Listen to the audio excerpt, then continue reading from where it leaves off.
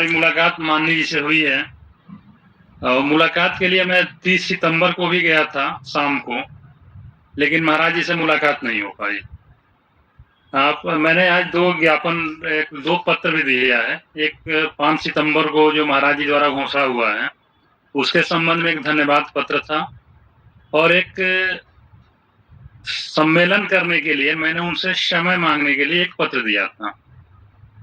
चूँकि मैं 30 सितंबर को जब गया था तो उसी दिन का डेट डाल कर ले गया था, 30/9/25, लेकिन उस दिन मुलाकात नहीं हुई तो आज बल्कि डेट वाले कॉलम में मेरा ओवरराइटिंग होगा। आज 3/10 मैंने उसको किया था। माननीय जी से मुलाकात बड़ी अच्छी रही क्योंकि साथ में जब मैं निकल रहा था तो मेरी बेटी और मेरे बेटे भी साथ हो लिए और एक मेरी बेटी ने लगभग 2 साल से एक स्केच बना के रखा था, टाइम नहीं मिल रहा था महाराज जी को भेंट करने का।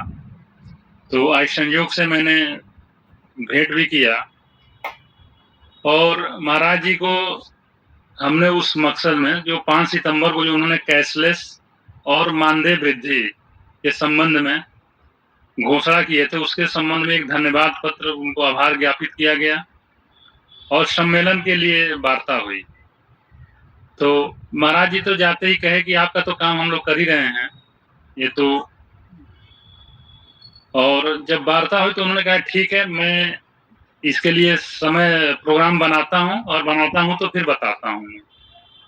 इतना आश्वासन आज मुझे मिला है और सम्मेलन बहुत ज़रूरी चीज़ है क्योंकि हमारे और सरकार के बीच में जो दूरियां बनी हुई हैं, वो काफ़ी हद तक कम हो गई हैं और सम्मेलन के द्वारा हमारे उनके अगर संबंध ठीक होते हैं तो हमारे लिए भविष्य के लिए बहुत बेहतर रास्ता निकलेगा और इसी उम्मीद से हमने कार्यक्रम के लिए आज बात किया है और आज उनकी एक तरह से सहमति भी उस पर मिली है, जो बड़ी अच्छी रही। मानदेय के विषय पर हमारी उनकी कोई चर्चा नहीं हुई है कि आप कितना करेंगे और किस दिन करेंगे। मैं पहले ही बताया कि आज बहुत दिनों से था कि पहले संगठन की तरफ से एक धन्यवाद ज्ञापित किया जाए और मैं कई देखा कि बहुत लोग तमाम जनप्रतिनिधियों से मिलकर अपना धन्यवाद का एक अभियान चलाए हुए थे, धन्यवाद दे रहे थे, लेकिन मैं सोच कर बैठा हुआ था कि मैं पहला धन्यवाद पत्र माननीय मुख्यमंत्री जी के ही हाथों दूंगा, भले ही 1 महीना लेट लगे, लेकिन 1 महीना में 2 दिन कम ही रहा। 5 अक्टूबर को 1 माह होता, 2 दिन पहले ही आज मैं माननीय जी से मिलकर धन्यवाद ज्ञापित किया और सम्मेलन के लिए मैंने उनसे आग्रह किया और आज उनका ये कहना कि ठीक है, मैं समय के लिए बताता हूँ, प्रोग्राम बनाता हूँ, जैसे भी हो मैं बताता हूँ। एक सार्थक वार्ता रही और क्योंकि पर्सनल मुलाकात बड़ी अच्छी हो जाती है, भीड़-भाड़ वाली मुलाकात थी नहीं, तो उसमें थोड़ा बहुत बातचीत हो जाते हैं। तो उनका हमारे प्रति पॉजिटिव रिस्पॉन्स है, पॉजिटिव है। तो 1-8 साल बाद थोड़ा मतलब बहुत अच्छा सुनने को मिला। 5 सितंबर को मंच से उन्होंने कहा और आज व्यक्तिगत रूप से मिलने पर भी उन्होंने कहा। ये हमारा प्रयास है कि हफ्ता 10 दिन के अंदर एक हमारा प्रतिनिधिमंडल फिर से मुलाकात करें और इसके लिए हमने प्रयास जारी किया है और हो सके कि बहुत जल्द एक 4-5 लोगों का एक प्रतिनिधिमंडल जाएगा, महाराज जी से मिलेगा वहाँ लखनऊ में और उस पर फिर आगे का प्रोग्राम तय किया जाएगा। निकल रहा था तो बाहर एक गुरु गोरक्षनाथ जी का कॉम्प्लेक्स है, वही कॉम्प्लेक्स के पास विक्रम सिंह से भी मुलाकात हमारी हुई थी और कल हम भी थे मंदिर पर, रात में 9 बजे मंदिर से वापस आए। तो कल चूंकि बिजी शेड्यूल था, तिलक का कार्यक्रम था, उसमें तो मैं नहीं पहुंच पाया था, लेट हो गया था थोड़ा, लेकिन बाद में जुलूस और यात्रा, फिर वो यात्रा वापस आई तो फिर 1 मिनट की मतलब यात्रा वाली मुलाकात हुई और वो मुलाकात सिर्फ कार्यक्रम में जिसमें गए हैं वो कार्यक्रम का ही है। उसको हम यह नहीं कह सकते हैं कि हम वार्ता करने गए थे या जो भी गए थे। वो एक परंपरा है, विजयादशमी के अवसर पर वहाँ शोभा यात्रा निकलती है। शोभा यात्रा में हजारों लोग शामिल होते हैं, उसमें भी एक हम लोगों को भी शामिल होने का अवसर मिला था। व्यक्ति प्रयास कर सकता है, प्रयास लगातार जारी है और परेशान तो सब लोग हैं और हर साल दीपावली दशहरा को लोग उम्मीदें बढ़ा देते हैं और दीपावली ऐसे ही बीत जाती है। ये कई सालों से देखा जा रहा है। इधर 5 सितंबर को महाराज जी ने बस यही कहे थे कि कमेटी गठित किया है, रिपोर्ट आते ही मैं लागू करूंगा। उन्होंने यह नहीं कहा था कि मैं दीपावली को ही लागू कर दूंगा। लोग अपने मन से दीपावली और दशहरे से जोड़ लेते हैं। लेकिन एक सकारात्मक प्रक्रिया शुरू हुई है और हम लोग प्रयास कर रहे हैं कि दीपावली से पहले कोशिश कर रहे हैं कि एक प्रतिनिधिमंडल फिर से माननीय मुख्यमंत्री से मिलने का प्रयास करें और हम लोग उस पर लगे हुए हैं और मुलाकात होती है और चाहेंगे कि दीपावली में घोषणा हो। लेकिन अगर नहीं हो पाती है तो इसको हम यह नहीं वादा कर रहे हैं कि दीपावली में घोषणा हो ही जाएगी। करना महाराज जी को है, करना मुख्यमंत्री जी को है, शासन उसमें क्या कर रहा है, विभाग भी अपना कार्य क्या प्रगति पर है, ये तो अब अगले हफ्ते से जब हम लोग भिड़ेंगे लखनऊ में तब पता चलेगा विभागीय कार्य क्या हो रहे हैं।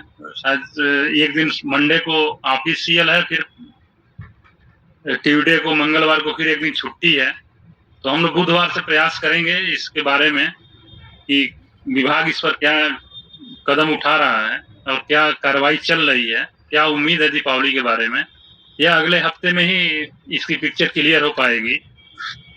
लेकिन इतना तो है कि अब चूंकि जब उन्होंने कह दिया तो अब ये काम होना है, काम रुकना नहीं है। बहुत बार उम्मीद लगाए 2 साल पहले, 3 साल पहले, विधानसभा चुनाव से पहले या जो भी, लेकिन जब वो नहीं कहे थे तो नहीं किए और नहीं भी हुआ। पहली बार उन्होंने अपने मुंह से मंच पर आकर कहे हैं तो करेंगे। और अब हम लोग एकदम लग गए हैं इस पर।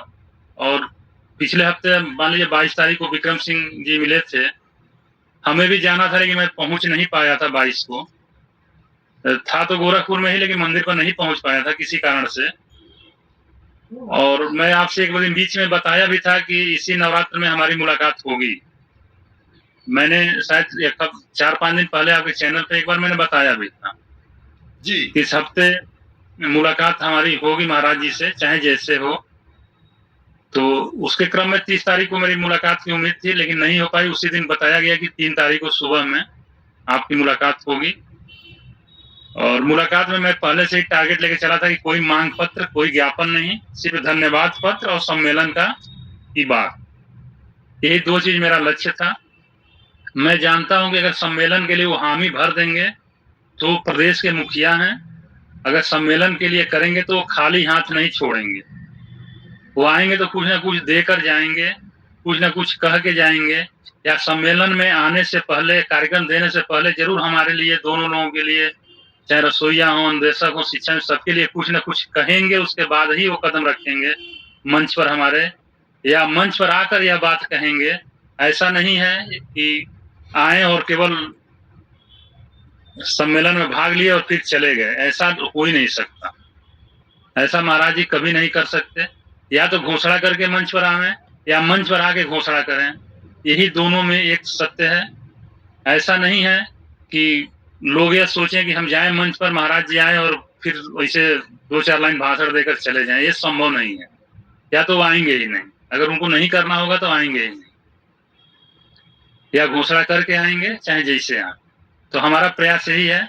विक्रम सिंह से भी बात हुई थी हमारी कि कार्यक्रम का ही प्रयास किया जाए कि एक अच्छा कार्यक्रम हो, विधिवत कार्यक्रम हो और उसमें हमें सम्मान मिले और हमारे संबंध मधुर हों। तो केवल एक ही बार का सम्मान नहीं है कि मेरा एक बार मान लिया कि घोषणा हो गई तो काम खत्म।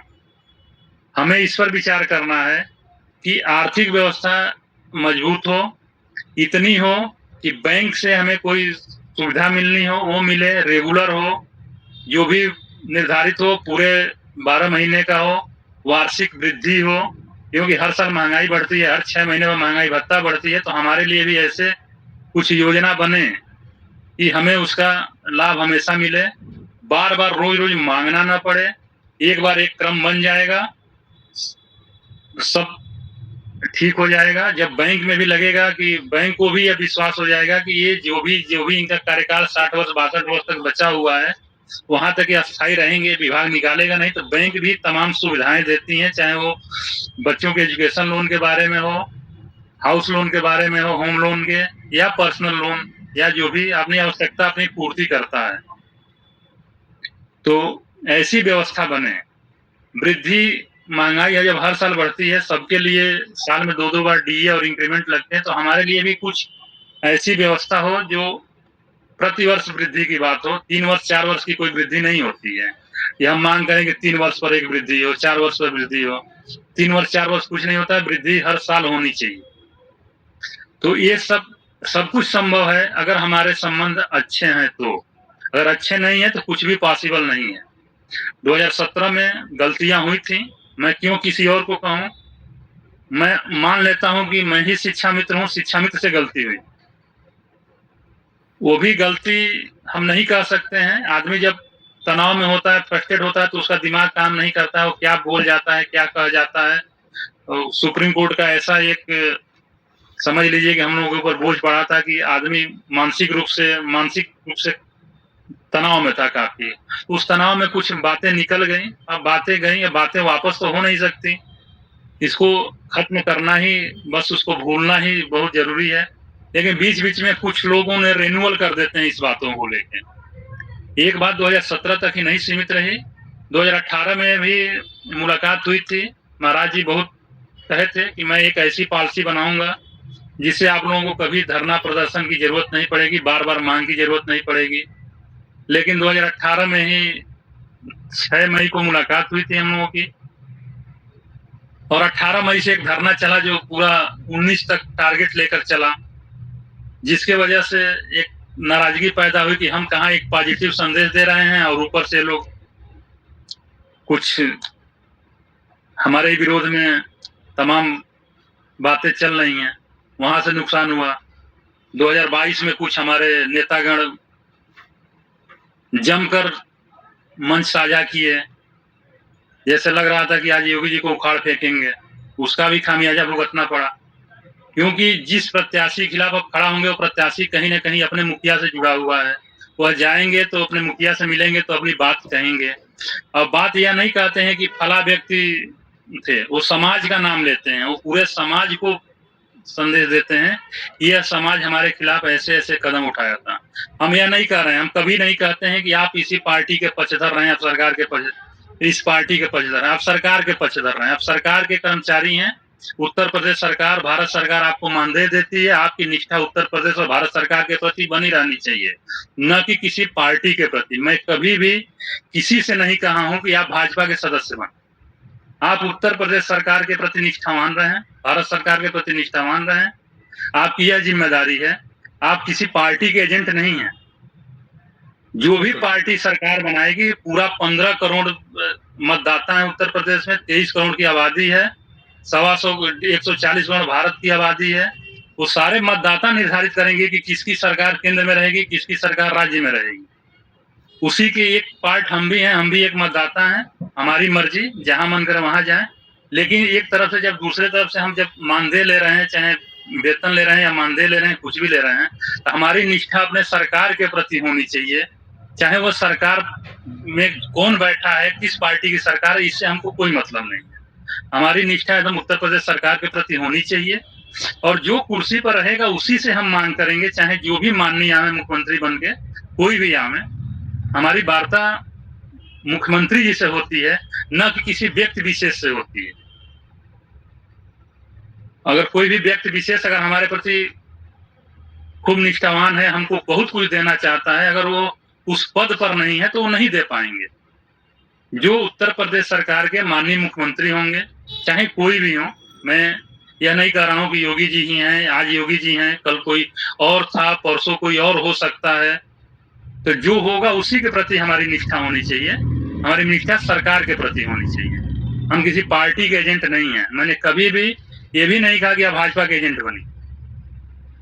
आप उत्तर प्रदेश सरकार के प्रति निष्ठावान रहिए। अगर उनसे मानदेय लेते हैं तो आप उत्तर प्रदेश सरकार के प्रति आप निष्ठावान रहिए, अपने भारत सरकार के प्रति निष्ठावान रहिए।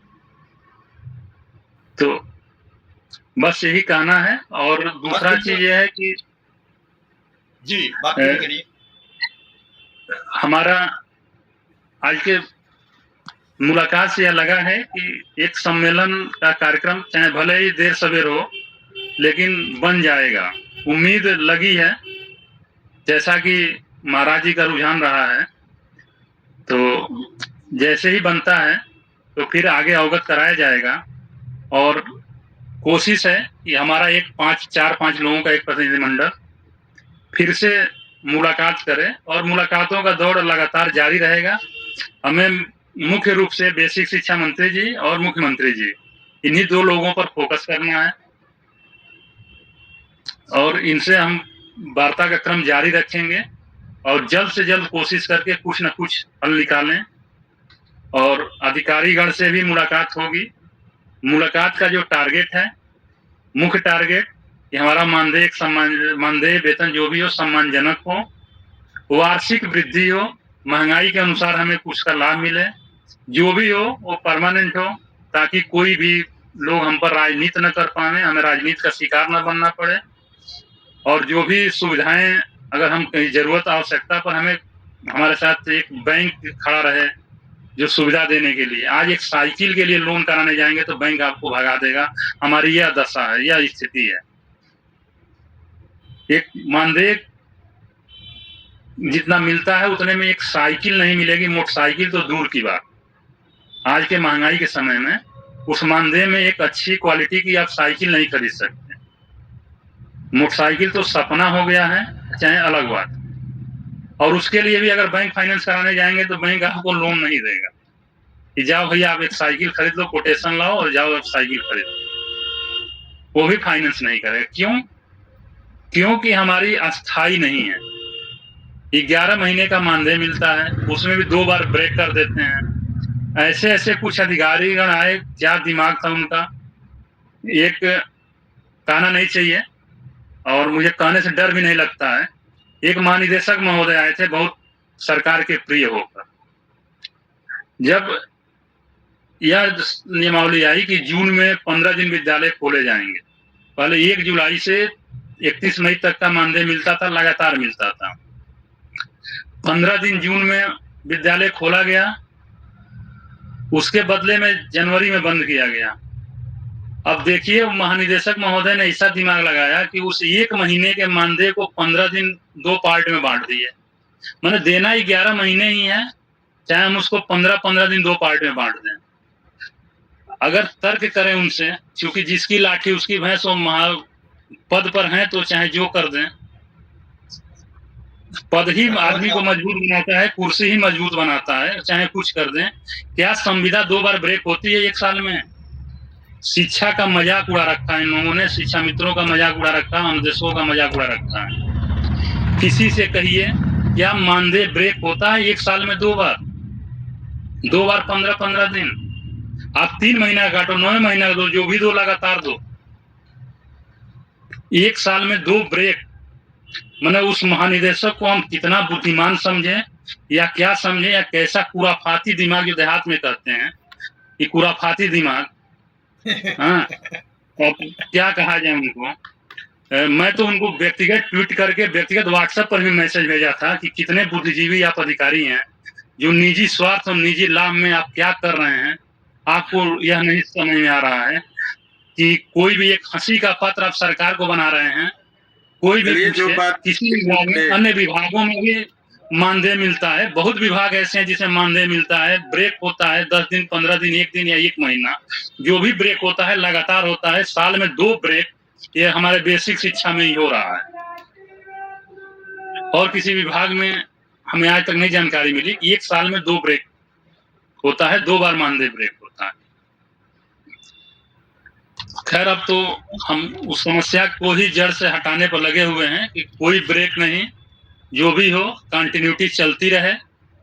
हमारे जो पॉइंट बने हुए हैं उसमें शिक्षकों के समान वाली सारी व्यवस्थाएं बनी हुई हैं। वो हम लोग अपना पॉइंट अपना बना के रखे हुए हैं कि हमें जब प्रतिनिधिमंडल मिले तो हमें क्या क्या किन किन बिंदुओं पर डिस्कस करने हैं, और कोई ऐसा बिंदु छूटा नहीं है।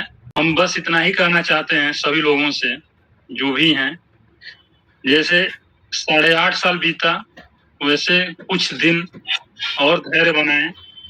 अभी भी लोगों के बहुत उल्टे सीधे कमेंट आ रहे हैं और वो कमेंट करके मुझे जो टारगेट कर रहे हैं, तो मुझे टारगेट करके उनको कुछ मिलने वाला नहीं है। अगर मुझे व्यक्तिगत रूप से टारगेट कर रहे हैं तो मेरा घर द्वार खेत बाड़ी कब्जा नहीं कर लेंगे टारगेट करके। और मुझे टारगेट करने से न मानदेय घटने वाला है न बढ़ने वाला है। बिल्कुल। तो मुझे टारगेट करके कुछ मिलेगा नहीं। आज देखा हूं मैं, बहुत लोगों को बुरा भी लग रहा था। मिलो तब भी बुरा, क्या करने गए थे, क्यों गए थे, क्या बात किए, क्यों नहीं जियो लेकर आए, मैं क्यों आपसे नहीं सवाल जियो करूंगा। लेकर आए, कोई नहीं मिल पाया, नहीं कोई नहीं मिल नहीं पाया, कोई नहीं मिल नहीं पाया मिलने वहाँ। गए, नहीं, कोई मिल नहीं पाया। नहीं अगर मिल आप रहे मिल हैं आए तो तो क्यों मिल आए, संगठन मिल आए तो क्या खबर लाए? इसके बिना दर्द भी है पीठ, इसके बिना भी दर्द है।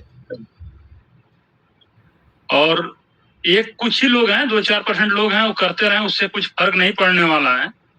और बाकी मैं प्रदेश के आम शिक्षा मित्रों से जो भी हैं, चाहे 75 जनपद के, सबसे यही कहूंगा कि हम लोगों ने एक 5 लोगों की, 4 लोगों की, 5 लोगों की एक कमेटी बना के अपना काम शुरू किया था, लेकिन अब मुझे इनकी ताकत की जरूरत है और हम जल्द ही 1-2 दिन में अपने संगठन का विस्तार करेंगे। पहली बार 8 साल में, 7 साल में पहली बार हम विस्तार करने जा रहे हैं।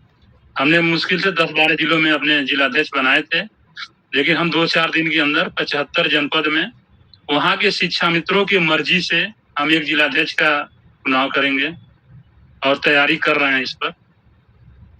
और उसमें हम सोचेंगे कि जो भी आम शिक्षा मित्र हैं बढ़ चढ़ के भाग लें और एक मजबूत संगठन बने, ताकि हमारी बातें अच्छी तरह से हो सके। अब चूंकि वो समय आ गया है, आज तक हम समय नहीं समझ रहे थे, इसीलिए हम बहुत संगठन विस्तार पर जोर नहीं दे रहे थे।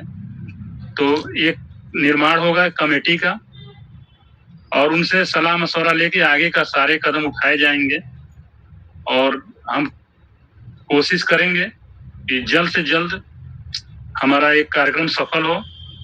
और हमेशा मेरा लक्ष्य यही रहा है कि जो शिक्षक की एज है वही 62 साल, 17 लाभ भी मिले। यहाँ तक कि शिक्षा में तो कोई 17 लाभ भी नहीं मिलता है, जो डेट ऑफ बर्थ बीच महीने का ही रहता है उसी दिन सेवानिवृत्त करके भेज दिया जा रहा है। तो 17 लाभ भी रहे, एज भी हमारा हो, पूरे 62 साल तक सेवा हो। हम 12 महीने के पक्षधर हैं कि पूरे महीने का जो भी मिले और महंगाई के अनुसार हमारी भी वृद्धि होती रहे। कब कब हम रोज रोज मांगते हुए दौड़ते फिरेंगे, जिंदगी भर मांगते ही रहेंगे क्या?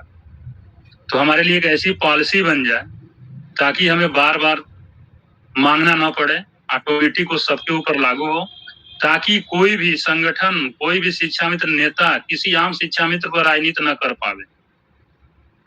हमारा यही लक्ष्य है कि कोई बार बार आम शिक्षा मित्रों को चूसने का, लूटने का काम न करे, कोई राजनीति न कर पावे उन पर, उनकी संख्या दिखा के कहीं उल्टा सीधा जगह जाके राजनीति न करे, उनको बेचे ना। यही हो रहा है, यही हम देख रहे थे, इसी के लिए हमें आना पड़ा। लेकिन अब राजनीति नहीं हो पाएगी और हमारा यही प्रयास है कि आम शिक्षा में हम स्वतंत्र होकर अपना काम करें, क्योंकि अब एज भी नहीं है कि राजनीति करने का, चाहे जो भी। सब लोग इतने बोझ में दबे हुए हैं, पारिवारिक बोझ ही इतना है, उसे लेकर दूसरा कुछ सोचने का समय नहीं मिलता है। बहुत लोग तो हमारे साथी, हम जानते हैं, हर साल कोई साल ऐसा नहीं हो रहा है कि 15 लोग 20 लोग हमारे सेवानिवृत्त नहीं हो रहे हैं और खाली हाथ जा रहे हैं। और सबसे बड़ी चीज कि जिसका डेट ऑफ बर्थ अगर 15 मई को है तो 15 मई को ही विदा हो जा रहा है, उसको 31 मई का भी इंतजार नहीं करना पड़ रहा।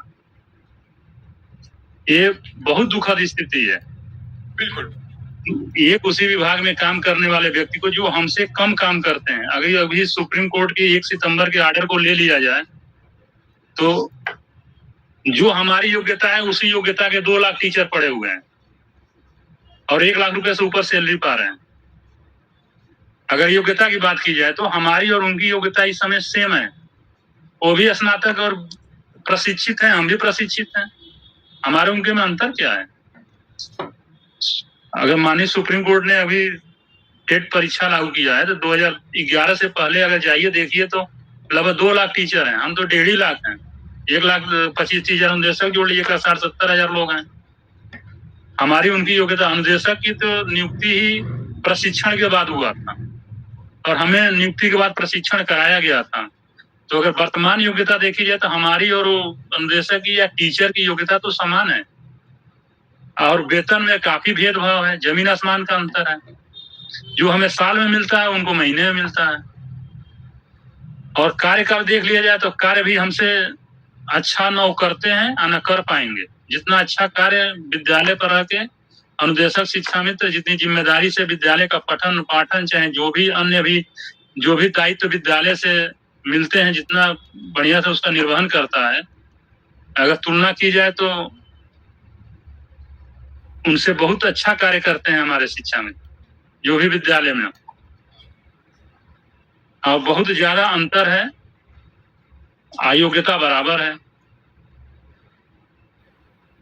तो ये चीज सरकार को देखनी चाहिए, सरकार का ही फर्ज बनता है ये सब देखना चाहिए। अगर उनको नहीं याद आ रहा है तो हमें याद दिलाना चाहिए, ये मेरा संगठन का कार्य है। अब इस कार्य पर हम लोग गंभीरता से लगे हुए हैं और कार्य कर रहे हैं, और पूरी कोशिश होगी जितना भी हो सकता है कि बेहतर से बेहतर व्यवस्था बने। और वह हम जब पीड़ित हैं तो हम जानते हैं कि कैसे हमारी व्यवस्था बेहतर बन सकती है, और वो पॉइंट हम नोट किए हुए हैं। तमाम हमारे साथी फोन पर व्हाट्सएप पर सलाह भी देते रहते हैं, सबके सलाह को सुना जाता है, निर्णय लिया जाता है, उसी हिसाब से बात भी होती है। और फिर तो बात होगी, और कोशिश यही रहेगी कि हम विक्रम सिंह से भी कहेंगे कि आप भी प्रयास करिए और सब लोग जल्द से जल्द 4-5 लोगों की एक कमेटी फिर माननीय मुख्यमंत्री जी से मिले, और जो भी हो हमारे लिए अतिशीघ्र कराने का प्रयास हो।